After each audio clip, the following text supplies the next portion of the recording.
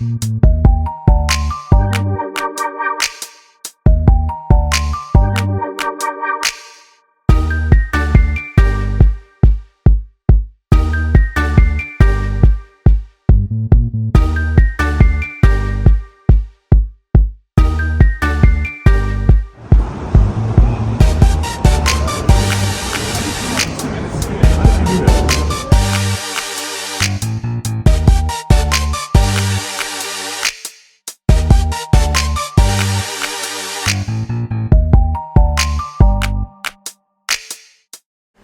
think it's doing like a number on the businesses over here. As far as what they came with the rounds of grants, I don't know if that was sustainable for what people are going through and how long this project is going to be. And I would say the vagrants and the homeless is pretty big over here. Yeah. And that's gone up since BRT construction started significantly, right? Correct. Were you part of the initial BRT conversations when it was first being planned a few years ago? I actually never got to make it to any of the town hall meetings, but like I have worked with Frank for a while.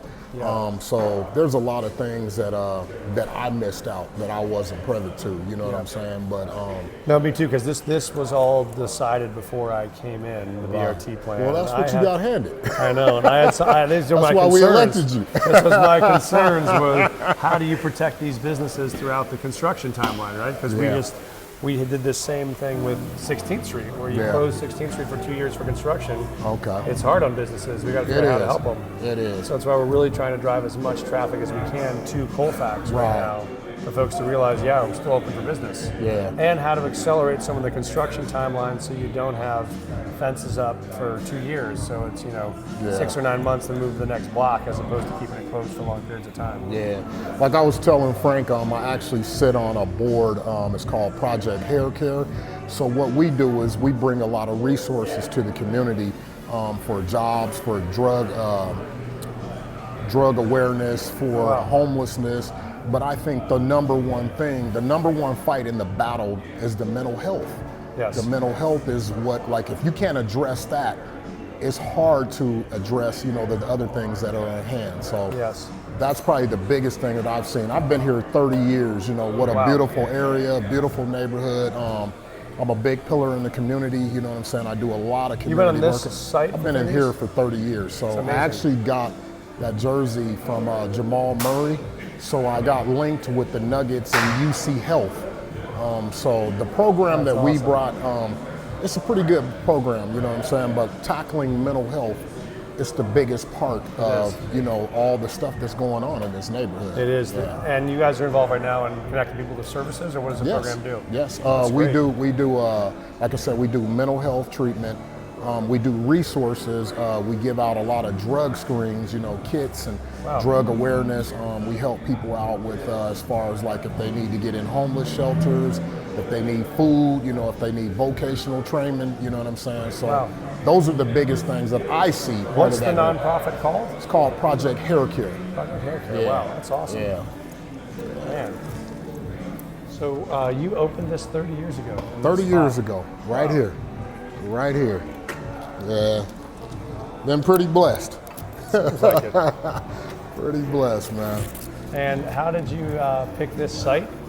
Actually, I was 2 doors down, and I was in where the nail shop was in. I was in there for about 7 years. But I actually, I grew up in this neighborhood. I went to East High School for a minute.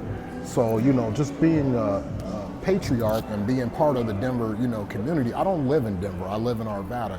But I said if I ever got a business, I wanted to come back and bring a business to the neighborhood where I grew up. So what a great idea. And did you have a barbershop before this one, or was no? This is my first. Wow. This is my first and my Knocked last. you out of the park on your first one. It's amazing. Yeah. So you just do a smooth, clean shave? Yes. Okay. So how'd you get into politics? Like, what took you into that? I was a school teacher, and I was a school principal, actually. Okay. So I was a school principal here in Denver, then up in Thornton for a while. Oh, okay. And then I worked for Obama in 07 and 08 when he ran for president. Okay. And then and then ran for the state senate after that because I don't know if you ever knew Peter Groff. He was the state senator over here, and he left. He worked for Obama, and then I ran for the state senate in part because I was a school principal then, and at that point, a lot of my students were immigrant kids. A lot of them were, dreamers who were trying to get to college. Right. But in Colorado, there used to be a law that they couldn't go to college in Colorado unless you paid out-of-state tuition. Okay. So it made it impossible for a lot of high school kids. So education is your background? Education was my background. Okay. I'm a fourth-generation school teacher. So all right. Mom, grandma, grandpa. You got children? I sure do. I got 3 of them. Oh, you're a great teacher there. I don't know about that. Sometimes the 3 of my own are harder than any other ones. It's like, I ran a school at a youth detention center for a while. I ran one for kids that lived in treatment centers. So I've dealt with some kids who've been through some tough stuff. But yeah, I feel like your own kids always challenge you the most. Yeah. Yeah. It just seems like to me like the drug explosion just blew up. Like sometimes I don't even feel comfortable letting my son go outside and throw the ball on the sidewalk, stuff that I would let him do years ago, but I can't have him out there now, like, foil and stuff all over the ground. Yeah, and that is exactly what we're fighting. I can't have him out there like that, but. How old's your youngest? My youngest is 12. 12, nice. I got a girl who's 13, so same thing. So you know what I'm talking about. I'm on Colfax, I take a detour and then I go back to the urban sanctuary where the hope at. It's the picture of the city and we giving you a Kodak. It's the Mile High City, take a trip, RTD. It's the Mile High City, take a trip, RTD. Next stop, I believe that's me.